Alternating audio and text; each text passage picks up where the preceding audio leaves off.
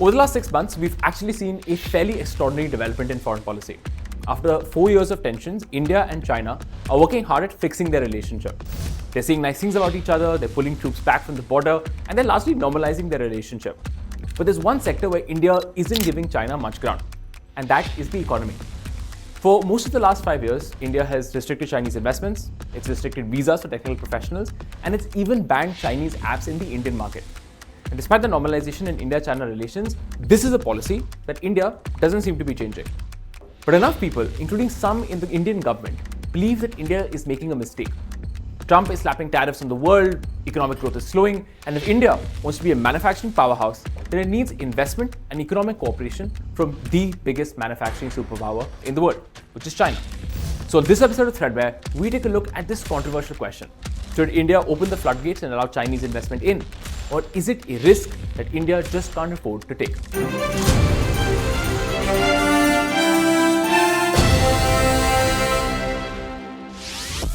So let's get into it.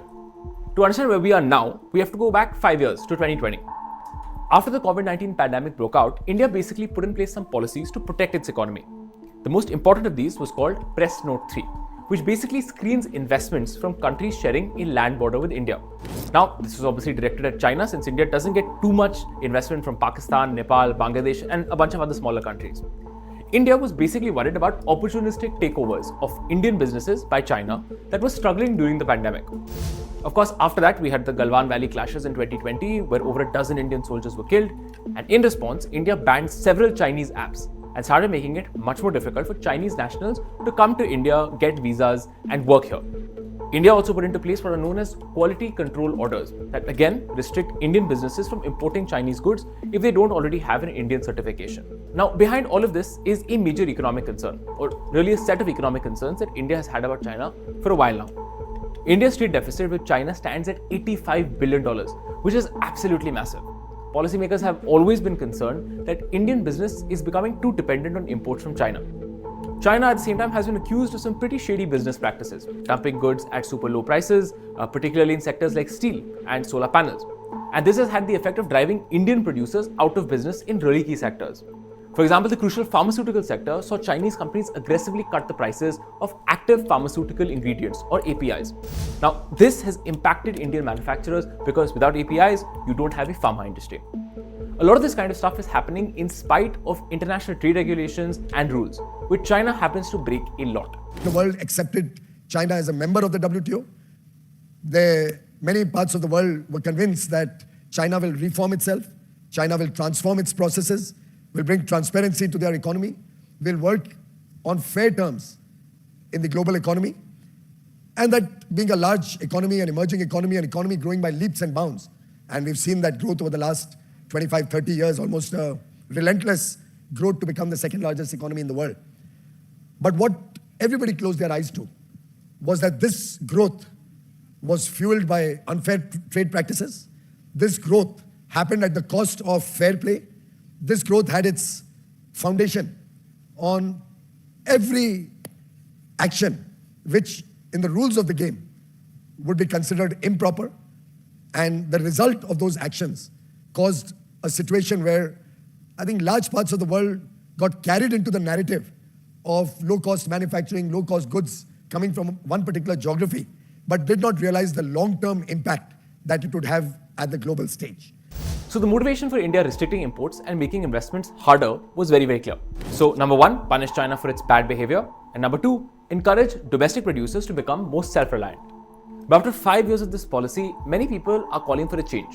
And there are a bunch of reasons why. The first is that foreign direct investment in India hasn't really grown very much, to the point that in the April to October period last year, net FDI actually hit a 12-year low. With a global trade war now looming and the possibility of recessions in major economies, it doesn't seem like this number is going to improve very much. Now, lots of Chinese companies actually do want to invest in India, but they can't because of those restrictions I was telling you about earlier. Between 2020 and 2024, India only approved around a quarter of the 435 foreign direct investment applications that came from China.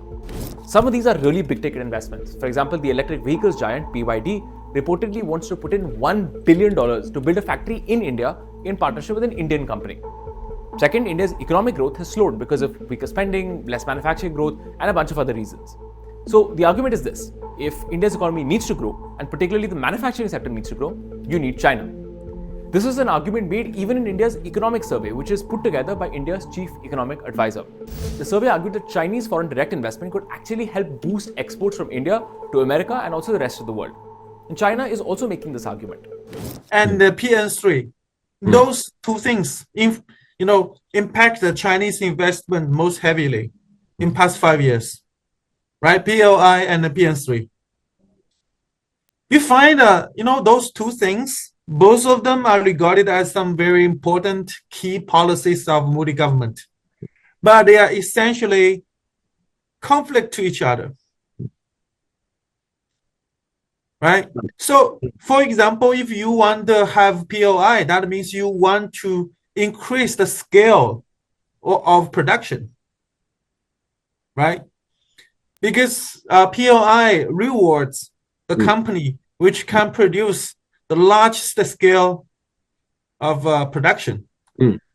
But at the same time, you have PN3. PN3 just stops, countries neighboring India from coming. And, there will be very little investment from Nepal or Pakistan or Bangladesh. That policy is actually the China policy, PN3. So, the Chinese economy is the largest manufacturing economy in the world. And China is also the largest export economy in the world. And if you want to increase the scale of production in India and you stop Chinese people coming, what do you think? It's like conflict. It's like self-defeating thing. Self-harm. I mean, if you look at it closely enough, you will find there are a lot of problems like that. You do one thing and you do other thing, but those two things, they conflict. Then they cancelled out. After some years, you have nothing. And finally, India's private sector has been telling the government that restrictions on Chinese imports, investment, and talent are really beginning to hurt. For example, telecom companies argue that visa restrictions are stopping skilled Chinese technicians from coming to India and helping these companies expand their networks in India. More generally, restrictions like these quality control orders are also stifling India's manufacturing growth. India's former chief economic advisor Arvind Subramaniam has made exactly that point. So all of this seems like a pretty compelling argument. And it does seem like the government is listening. For example, in August last year, it began clearing some Chinese investment proposals, but specifically in the electronics sector. The near-term strategy is to allow Chinese suppliers and companies to set up shop in the country, but in a partnership with an Indian partner. We would like that the Chinese company is not a majority shareholder in the entity, but those decisions will be made on a case-by-case basis, says one Indian official. Prominent figures have also suggested that India could allow investments from China in non-strategic sectors. But despite all of this, the government still remains deeply suspicious of China. Work by the rules of the game, and several unfair practices which are gradually coming to light as more and more companies come to us with what's happening, the kind of dumping that's happening in steel, for example. As we understand how they're doing third country subsidization. So country A is where the subsidy is provided, whatever you know which country I'm referring to. It goes to country B in the RCEP region, where they do the requisite value addition. It becomes simpler because the basic raw material is moving at very low prices. So value addition norms are easier to meet. And that subsidized product is being dumped on other countries like us. I mean, as these practices come to light, we have to be cautious in whom we allow to invest in the country. We have to be cautious about our strategic interests, our security interests. So it's a mix of many issues before we are able to take that decision. So it's not a definite no for BYD. It depends on whether it can convince you. As of now, it's a no. Commerce Minister Piyush Goyal also went on to say no to that massive $1 billion BYD investment to build a factory in India. And look, he does have a point. We've seen report after report come out where it seems that China's government is actively stalling the export of key technology to India in renewable energy and electronics to basically stop India's growth as a manufacturing superpower, which means that China is not to be trusted. But some will argue that India does not have the luxury of continuing to turn down that investment. The global economy is only going to get more and more uncertain moving forward. Donald Trump's tariffs have already inflicted serious economic damage on countries across the world. And more broadly, there are signs that the old rules-based trading order is finished. Countries will have to do business and scrape advantage wherever they can find it. For India, that would mean easing its policy on Chinese investments and accepting the risks that come with it. Thanks for watching Threadbare with me, Shashank Mattu. You can catch the show again next week on India Today Global.